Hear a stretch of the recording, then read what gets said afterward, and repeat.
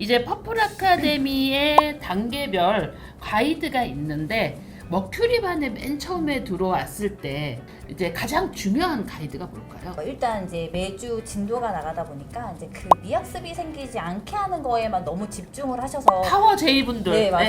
네. 맞아요. 막 체크. 네. 맞아요. 너무 그러니까 거기에만 고집을 하시는 거예요. 미학습 생기면 안 돼. 그러시면서 정작 놓치시는 거예요. 내 아이가 어느 부분을 힘들어하는지 어떻게 내가 도와주면 좋은지를 놓치고 가시는 거예요. 근데 진도에 자꾸 아이를 맞추려고 하시지 마시고 내 아이에게 진도를 맞추는 근데 대신에 중요한 건 항상 이제 어려움이 있으실 때, 그러니까 아이를 어떻게 가이드해야 할지 모르실 때, 방향을 잃으셨을 때 첫 번째로 해야 하는 게 저인 것 같아요. 선생님들이시죠. 네, 맞아요. 네. 그래서 저희하고 소통이 가장 중요한 건데 그런 부분을 좀 많이 놓치고 계시지 않나. 전화 안 받으시고. 맞아요. 전화 좀 받으셨으면 좋겠어요. 전화에 대해서 또 네. 뭐 차후에도 말씀드리겠지만 전화를 받으시면 또 이런 말씀하세요. 내가 게을러서. 자체. 맞아요. 네, 맞아요. 뭐 좀 그렇게 안 하셨으면 좋겠고.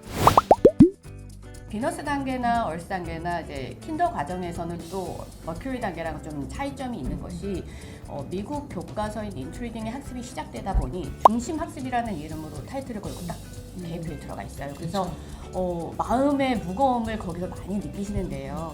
비너스나 얼스 단계에서의 제가 드리고 싶은 하나의 포인트는 말씀하셨던 것처럼 계획표는 계획표일 뿐이고 우리 아이와 우리 집의 상황과 혹은 선택적인 진행이 분명히 가능한데 그것을 너무 이렇게 마음 무거워하시고 뭐 어떤 것은 해야 되는지 고민하시고 그러는 과정들이 제일 도와드리고 싶은 부분이었어요. 이게 이제 머큐리나 비너스 단계에 들어온 아이들이 저는 처음에 볼 때 가장 어려운 게 이 아이가 어느 정도 노출이 됐는지, 이 노출에 대한 부분들은 듣기하고 연관돼 있고 아이가 어느 정도 영어에 익숙하게 노출이 되어서 좀 갖고 있는 게 있는지, 제가 아무리 레벨 테스트를 하고 중앙에서 이런 라이브 방송을 해도 선생님들이 한 명 한 명 봐주는 게 다르거든요. 맞아요. 그래서 한 명 한 명 봐주는 선생님하고 특히 비너스, 마르스, 얼스 단계는 거의 선생님을 자꾸 늘어줘야 돼요. 그렇죠? 네. 근데 이제 저는 머큐리 단계 같은 경우는 이 어머니들의 멘탈 관리가 정말 중요한 것 같아요. 맞아요. 네. 지금 아까 네. 여기 댓글에도 있잖아요. 미학습이 생기면 어, 그 다음으로 네네. 넘어가기 어려울까봐 걱정돼요. 이렇게 네. 하시잖아요. 그러니까 맞아요. 머큐리 같은 경우에는 아직 단자음을 제대로 모르는데 이제 어머님들께서 예를 들면 이제 저희한테 연락을 주시는 게 아니라 그냥 카페나 지인에게 미학습 생겼는데 어떻게 하지? 그럼 보통의 어머님들은 카페에서는 현행 먼저 하시면서 네.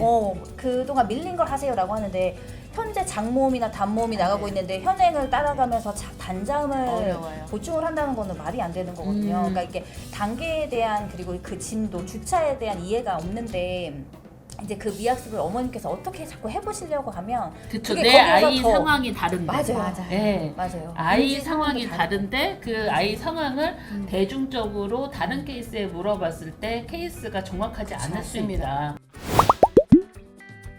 같은 단계, 뭔가 비너스 단계인 경우에 같은 비너스인데 이게 초3의 비너스를 들어온 아이가 있고, 네. 예, 그리고 미취학. 6세, 네, 6세나 5세의 비너스를 오시는 분들이 있어요.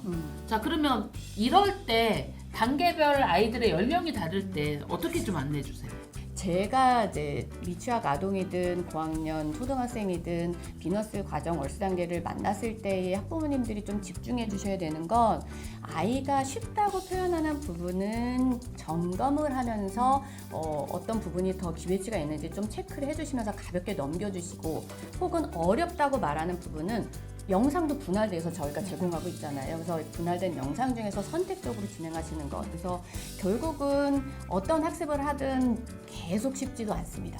그렇다고 해서 또 어느 순간 아예 손도 못 댈 만큼 난이도가 높지 않아요. 분명히 우리 친구가 들어와서 이 학습을 충분히 해낼 수 있는 선에서부터 출발했기 때문에 그 과정 속에서 분명히 할 수 있는 것들을 우선순위를 두고 진행하는 게 가장 성공할 수 있는 방법이 아닐까.